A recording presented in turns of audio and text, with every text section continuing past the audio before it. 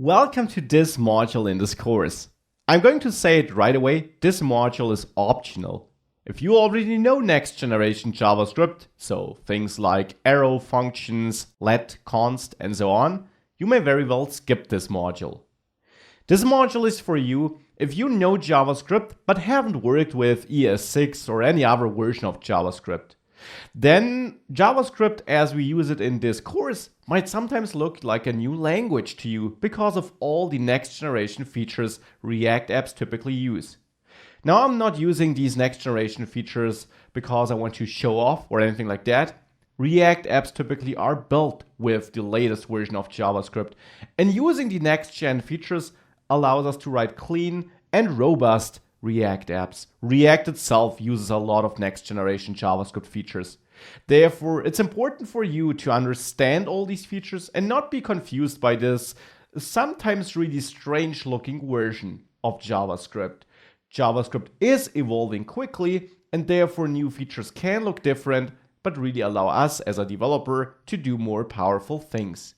This module is for you. I will walk you through the core features we use in this course so that the code thereafter hopefully looks a bit less strange to you. And again, feel free to skip this module if you already know it. Feel free to always come back to it if you later in the course encounter something that looks strange to you. Let's dive right into it with let and const. These are two keywords you're going to see a lot in this course, especially const. Let and const are different ways of creating variables. You know var. Var creates a variable in JavaScript. Now the thing is, some variables never really change. They are so-called constants. Technically though, they are all just variables because JavaScript only knows var. With ES6, a version of JavaScript, two different keywords were introduced, let and const. Var still works, but you're highly encouraged to use let and const. Let is, so to say, the new var. You use it for variable values. Let and const are also changing something behind the scenes about the scope of variables, but the most important takeaway here is use let if you want to create a variable that really is variable. Use const if you plan on creating a constant value, so something which you only assign once and never change. And that is the case more often than you might think. In this course, you will never see var, you will only see let and const, and mostly it's const. So it shouldn't confuse you, it's simply the same as var, just in a more modern way, and in the case of const, also clearly showing this is never going to receive a new value. Now, since this is always a bit clearer in practice, let's have a look at it. For this, it's best if you visit jsbin.com. That's another web editor which makes it easy for us to enter some JavaScript and see some console output. For that, disable HTML and output up there and instead enable JavaScript and console. Now on the left side you can write next generation JavaScript. On the right side you'll see the output. So there we can create a variable, my name, set it equal to max, console log my name, and if you now hit Control Enter, you'll see max on the right. Not that new to you probably. Obviously we can then set my name to menu, and if we then console log my name again, it might also not totally surprise you that if you clear and run this again, you see max from the first statement and menu from the second one. Now if you change var to let, nothing's going to change. Hitting run still works in the exact same way. If you use const though, like this, then clearing and running this will output max, but then throw an error since we try to reassign a constant variable, which is kind of a strange name. This is const, and this is the idea behind const. You can say this should never get a new value, and if you then accidentally write some code where you reassign it, you get an error and hence a chance to improve your code. You learned about let and const. Another thing, another construct you're going to see a lot in this course are arrow functions. That's a different syntax for creating JavaScript functions. A normal JavaScript function, of course, looks like this with the function keyword. You might also know the syntax where you have var myfunc equals function. Now, an arrow function looks like this. Here I'm storing it in a constant, and then on the right side of the equal sign, that's the arrow function syntax. A list of arguments, here it's none, but it could hold some arguments, and then an arrow, so an equal sign and a greater than sign, and then the function body. The arrow function syntax is a bit shorter than the normal syntax, since it omits the function keyword, and it also, and that is the great benefit, solves a lot of the issues you often had with the this keyword in JavaScript. If you've worked with JavaScript a bit, you probably know that the this keyword doesn't always refer to what you might have expected it to refer to during you writing your code.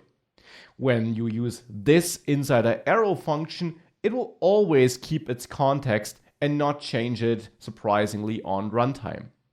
So let's now move to JSBin to see that arrow function syntax in practice. Back in JSBin, let's create a normal function. Print my name. Like this.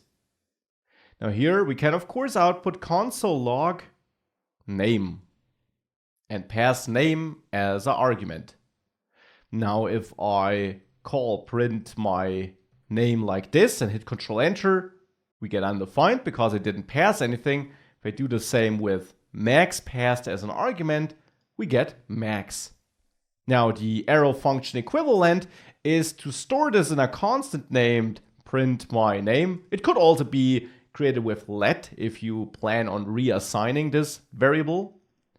Print my name as a constant, and now don't forget to add this arrow between the list of arguments and the function body. If you now clear and rerun this, you still see max, so here it behaves exactly in the same way. Now the this keyword thing is something you'll see throughout the course. It becomes important once you add functions to objects, of course. First of all, let me show you some alternatives to this syntax though, regarding the argument list to be precise. If you only receive one argument, as we do here, you can also use a shortcut of omitting the parentheses around it. That's only valid for exactly one argument though, not for more and not for less. Here you will still get the same result. If you had a function which receives no arguments, this is not valid syntax. You then need to pass an empty pair of parentheses, like this. If we execute this now, we also still see max, so this works. If you have more than one argument, you also need parentheses, so name and age like this won't work. You will need to wrap this in parentheses. And now you could output name and age and pass both as arguments here. So these are the different syntaxes you might see regarding the arguments. There also is an alternative regarding the function body, so on the right side of the arrow. Obviously, a lot of functions just return something. So let's say here we actually want to multiply something and we get a number as an argument. Now we want to return number times 2. Obviously, what we can do is we can console log the result of multiply, so what's returned by multiply, and pass 2 here. If I now clear this and run this, we should see 4, and we do. If you have this case where all you do in your function body is return, and you have no other code in there, you can omit the curly braces and write this in one line. And then you also have to omit the return keyword. This is a very short version of writing this function. It gets a bit shorter if we take advantage of the other shortcut of removing the parentheses around the single argument. And now what this does is it still returns the result of this code here. We just omit the return keyword, and we have to omit it. And we have a very concise and short way of writing a function that takes one or more arguments and returns something. So here, clearing and running this still yields 4. So this is also a syntax you might see. And the arrow function in general is something you'll see a lot. You saw the various syntaxes. You don't have to remember all of them right now. Just be aware that there are different syntaxes, and if we then use them, they'll quickly come back to your mind and you know why we use a given syntax. Another feature which next generation JavaScript offers is about writing modular code. So JavaScript code you split up over multiple files. And obviously we already can split our code over multiple files. We just have to import them in the correct order in our HTML files. The idea behind export and import statements and so-called modules is that inside of a JavaScript file, we can import content from another file so that the JavaScript files themselves know their dependencies. It might look like this. We have one file, person.js, and there we have this constant person which stores a JavaScript object. And then this is the interesting part. We export this. The default keyword also is a special keyword, marking this as the default export of this file. And we can then import this somewhere else, and the import statement will be shown in a second. We also might have another file where we export multiple things. Here, a constant named clean, which holds a function in the end, and base data, which holds a number. In a third file, we might need to import from person.js and utility.js. So app.js requires import statements. And here are a couple of different import syntaxes you will see in this course. Person.js, as you see, uses the default keyword. The default keyword simply means if we just import something from that file, it will always be our default export. So in this case, the person constant. Therefore, in import person from person.js, we can name person whatever we want, which is why I printed it twice here. Person or PRS doesn't matter. It always refers to the thing you marked as the default with the default keyword. For utility.js, it's a bit different. There we import from two different constants, and therefore the import syntax uses the curly braces to explicitly target specific things from that file. These are so-called named exports. Because we import the stuff by its name. We import the clean constant by its name, and we import base data by its name. Because we didn't mark anything as the default. So for JavaScript to know what exactly we're pointing to, we need to give it the exact name. And the name goes between curly braces. By the way, you could also write this as one import statement with base data, comma, clean, or the other way around. So these are imports and exports. You write all of this in your JavaScript files, and we'll heavily use this throughout this course. Now, as with all these next generation JavaScript features, it won't run like this in all browsers. Not even the most modern browsers support all the features we'll use in this project.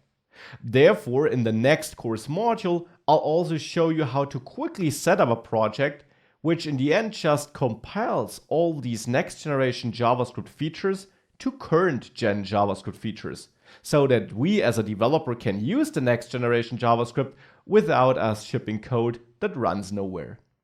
So back to the imports and exports. This is the syntax we use and you will see getting used a lot in this course. You might also see some variations because we can also write this differently. When we have a default export, you already saw that person is a name you can choose totally on your own. It doesn't matter here if you use person or PRS. If you have a named export, you actually have to use the exact name defined in the file with the export keyword. Still, what you can do, you can assign an alias, which you then again can freely choose in the file you're importing it with the as keyword. Or if you have multiple named exports in a file, you can import everything with this star special character and then assign an alias, and bundled in this case would be a JavaScript object which exposes all constants and whatever you export in the other file as properties, so that you simply have bundled.basedata, bundled.clean to access the exported things. That's up to you, and you will see me use these things throughout the course. The most common usage is the top one, import curly brace something curly brace from. We learned about imports and exports. Another core feature of next generation JavaScript are classes. If you're coming from some other programming language, you might already know classes. Classes are essentially blueprints for objects, in our case here for JavaScript objects.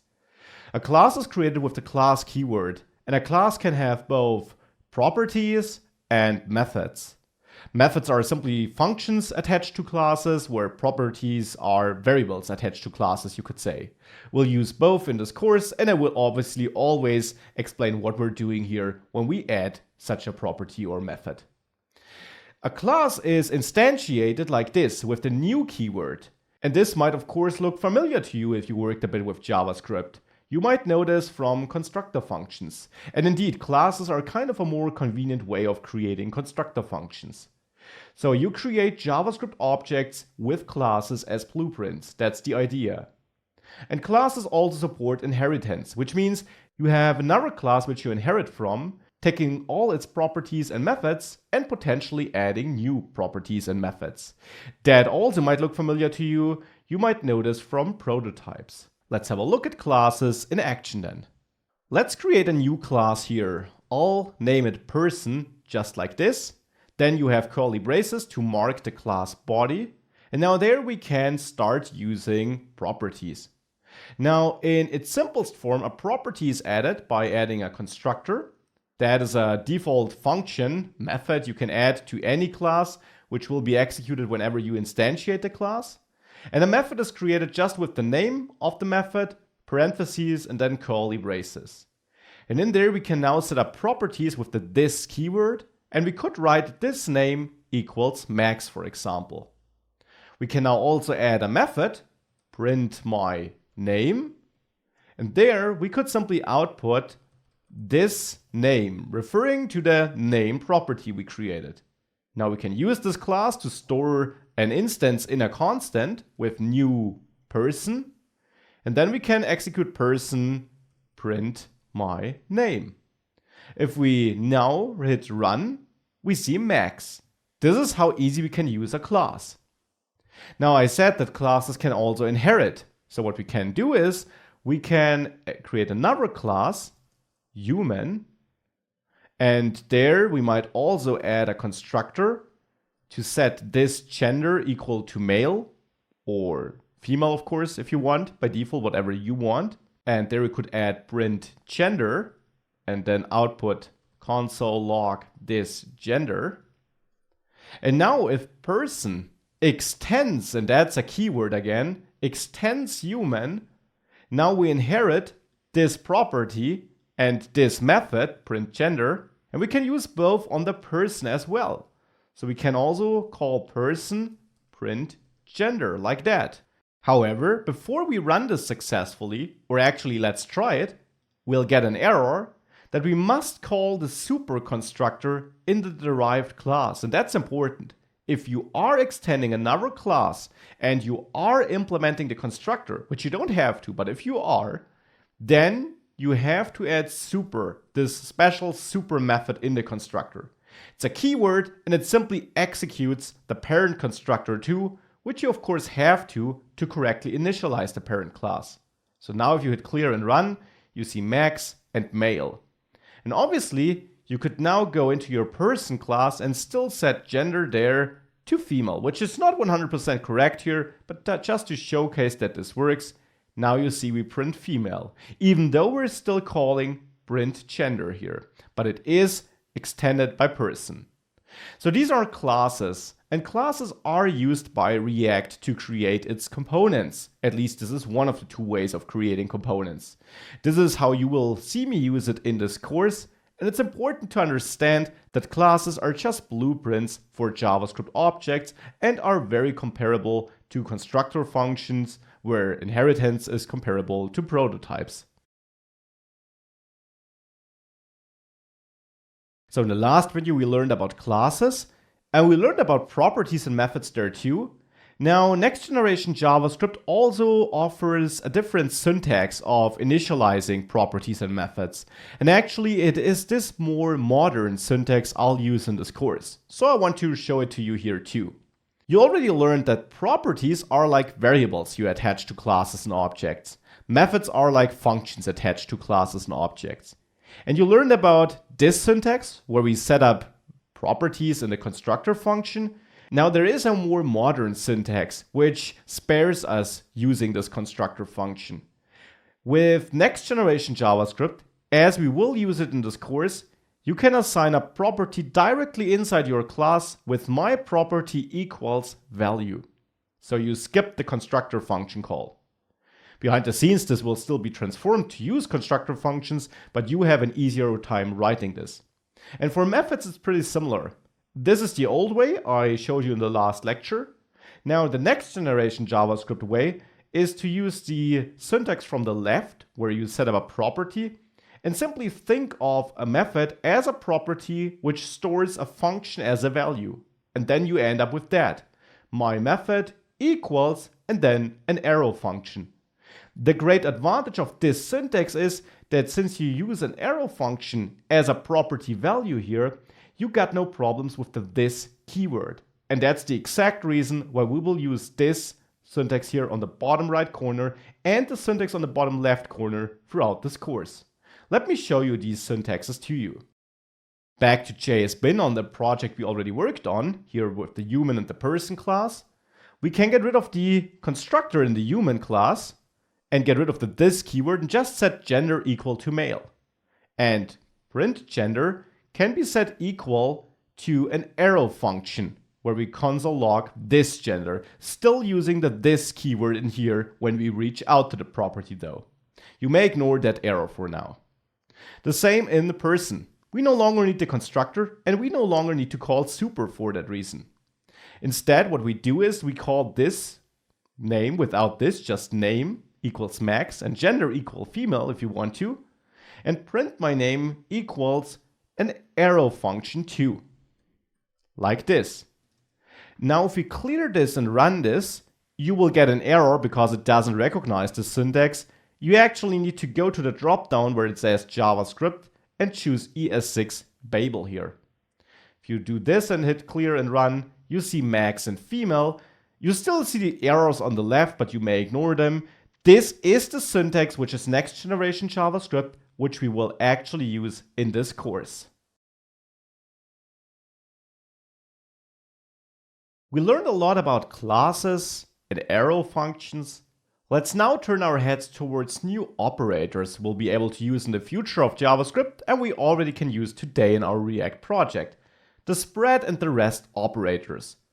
Actually, it's only one operator, 3 dots. And yes, this may look strange, but the operator is just 3 dots. Now, if we call it spread or rest depends on where we use it. The spread operator is used to split up array elements or object properties. So we spread up an array or object. For example, if we have an old array and we want to add all the elements from that old array to a new array and additionally add a 1 and a 2 element, this first syntax would be what we use. 3 dots in front of old array will simply pull out all the elements and add it to the new array, which we create with the square brackets. And also, of course, then we can add more elements to it, since we just used the normal syntax with square brackets to create an array. The same for the object. We create a new object with curly braces, with the new prop, but then we also have ... old object to pull out all the properties of the old object and their values, and add them as key value pairs to the new object. As a side note, if the old object also had a new property, it would be overwritten by new prop 5 here. So our own property takes precedence. This is the spread operator. Now, the rest operator is the same operator, but used differently. Here it's used to merge a list of function arguments into an array. And this shows us where we use it. We use it in a function argument list. Here's an example. Sort args receives an unlimited amount of arguments. So 1 argument, 2, 3, or whatever. With ... we only write 1 argument, args, but we may actually receive more than 1, and they will all be merged together into an array. So then we can apply array methods to our argument list or do whatever we want to do with our conveniently stored arguments. Let's have a look at both usages on JSBin then. So let's start with the spread operator. I'll create an array of numbers. So 1, 2, 3, add as many as you want. Now I want to create a new array, new numbers. And as you saw, spread is now simply used by adding 3 dots, then the old array numbers, and then potentially, you don't have to do that, new numbers, like 4. And again, that is optional. With that, if I now console log new numbers here, and I hit run, we get 1, 2, 3, 4, the old array with all its elements and the new element. And actually we don't add the old element. If we were to do that without the dots, it would be included as one element inside the new element. It really pulled out the old elements, as you can clearly see. So that's the spread operator. And you will see me use this throughout this course a couple of times on both arrays and objects to, for example, conveniently copy arrays or add properties to an object whilst safely copying that old object. Again, I will obviously also always mention why I'm using that operator when I do in the course. Just be aware that it exists. Let's now see the same for objects. I'll create a person object here where I have a name, let's say Max.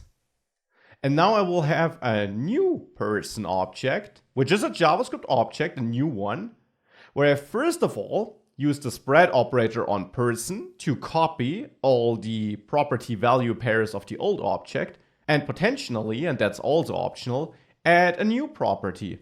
And now if I console log new person, you may ignore this error which is thrown by JSBin. The syntax will be supported in our course project. If we do this, you see object is printed here with name Max at age 28.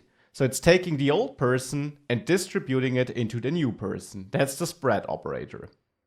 Now the rest operator, which is used less often though, is used in a function. And you could of course also use a ES6 arrow function. So there we could have a filter function, whatever you want to name it. And we get a couple of args, and you don't have to use args here. You can also name this A or whatever you want, but you have to use the 3 dots in front of it. So then there, you can simply return, and we could use the inline syntax here to write it all in one line without the return keyword. Here I'll use return. You could return args, and then let's say we call the built-in filter method, which is available on arrays. And keep in mind, the dots here are used as a rest operator, and that merges the arguments into an array, so we can use array methods like filter. Filter will execute a function on every element in the passed in array. So here we would get our element, and then we could use an inline arrow function to simply say return true or false, which filter expects, if the element is equal to 1. Now that might be a lot of syntax you don't know. 3 equal signs checks for type and value equality, so that L also has to be a number. And this is just an arrow function we pass to the built-in filter method. So this has nothing to do with rest or spread. With that, we could call filter, and let's console log it to see something. Console log filter, so our filter function here, on let's say 1, 2, 3. And actually, we should only log 1 here, as an array though, because we filtered this array, which is created with the rest operator with the 3 dots here. So that's rest and spread. Again, spread is the usage of the 3 dots you'll see more often in this course. So we learned about rest and spread. There's one other next generation feature I definitely want to cover, and that's called destructuring. Destructuring allows you to easily extract array elements or object properties and store them in variables. When you first hear about that, it might sound like the exact thing the spread operator does, but actually it's a different thing. Spread takes out all elements, all properties, and distributes them in a new array or object or wherever you're using it. Destructuring allows you to pull out single elements or properties and store them in variables. For arrays and objects. Now for arrays, it looks like this. If we have an array with two elements, hello and max, then we can use this strange looking syntax on the left side of the equal sign, which looks like we are creating an array, but we are not, to assign the variables a and b to hello and max respectively. And for object destructuring, it's the same syntax with curly braces, and where in array destructuring, the order defines which property we take. For object destructuring, it's the property name. So curly brace name curly brace on the left side targets the name property of the object on the right side and pulls out the value, which is why logging age would yield undefined. We're not pulling this out of the object here. So this is destructuring. Let's also have a look at this in practice. Back in JSBin, let's start with our numbers array again, which has the numbers 1, 2, and 3. And now let's say we want to get the numbers 1 and 2. Then we can use this array syntax on the left side of the equal sign and choose any variable names of our choice, like num1 and num2. And we assign this equal to the numbers array. If I now console log num1 and num2, and I run this, you see 1 and 2 being logged, because I'm pulling these two out of the array. I'm not pulling 3. If I wanted to get 3, by the way, I'll simply add num3 here. You don't have to rename it though. And you leave out the one space with an empty space here in your declaration on the left side. Now if you hit run, you get 1 and 3.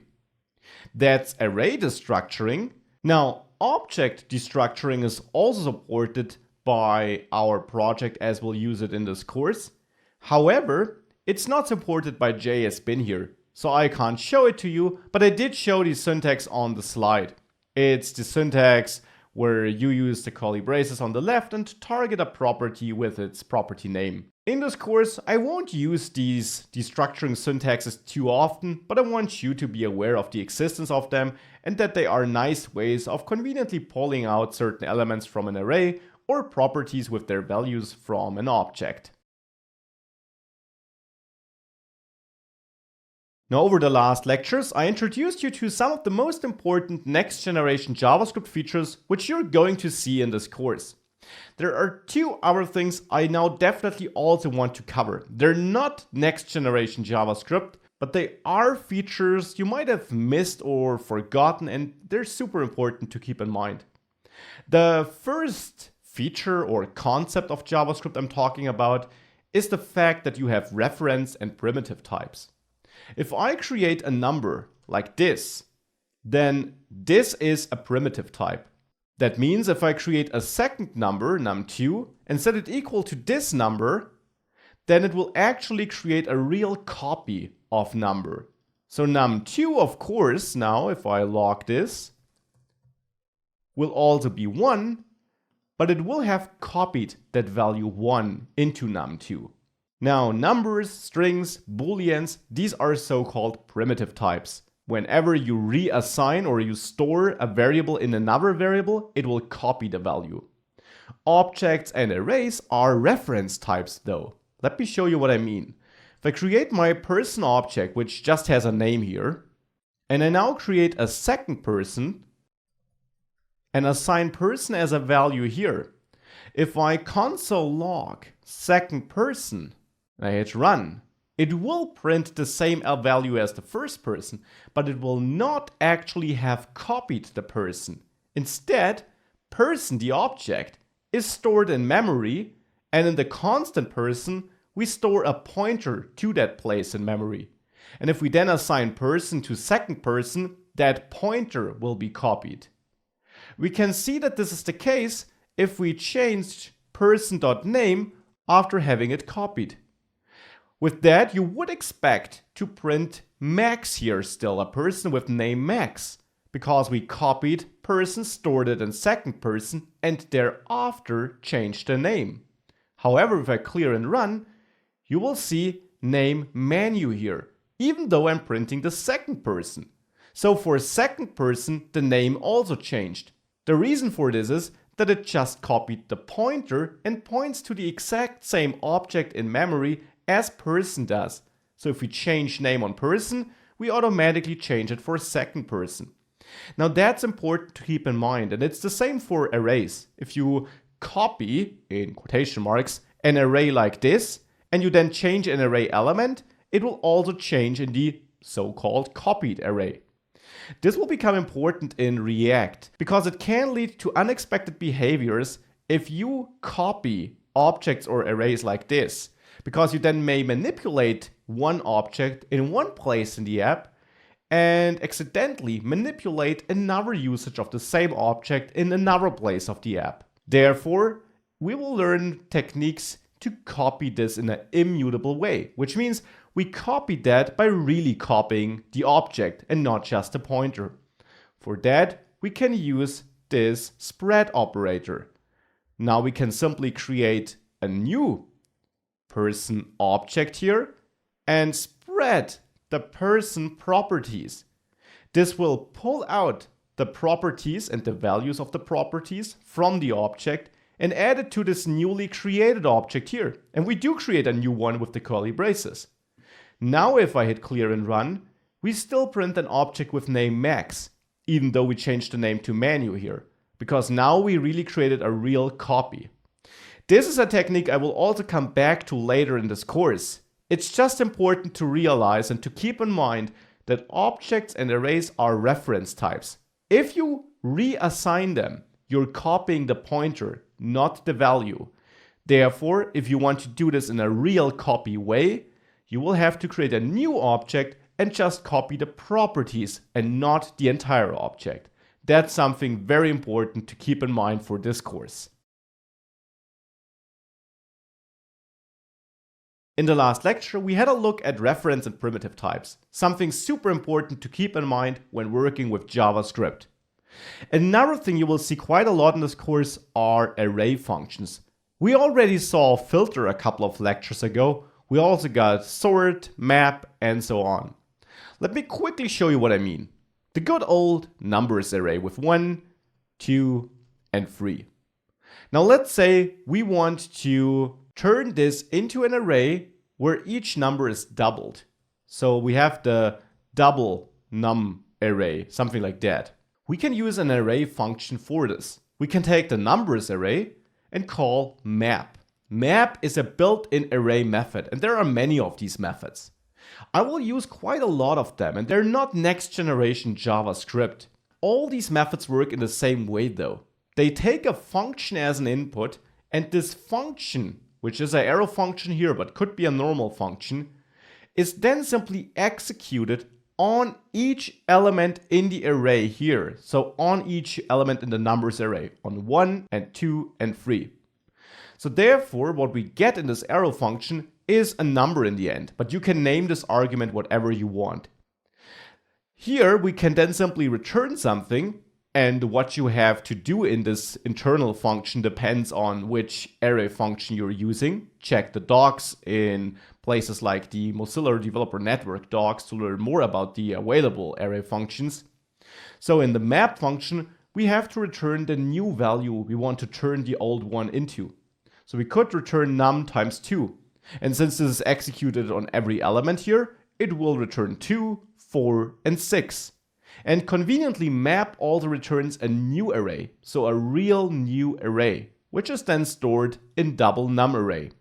So now if I output numbers and thereafter double num array like this, and I now hit run, you see the old one is unchanged, but the new one holds double the values. And I will explain what these functions do when we use them in the course.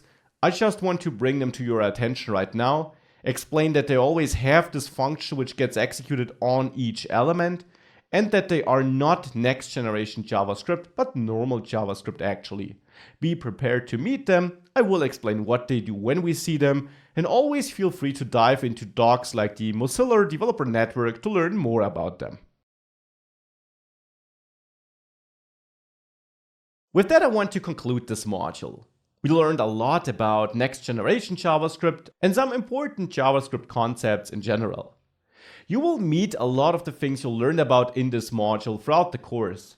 Don't be confused by it. It's still JavaScript, just using some more modern features. That's just how we write React apps. The next module will now start with React, and I will show you how to quickly create a project setup where we can use all these features whilst still shipping code that works in older browsers too. With that, you're well prepared. Always feel free to go back to this module and have a look at a given feature if you forgot how it worked and you meet it in the course and want to refresh your knowledge. And with that, let's dive into React.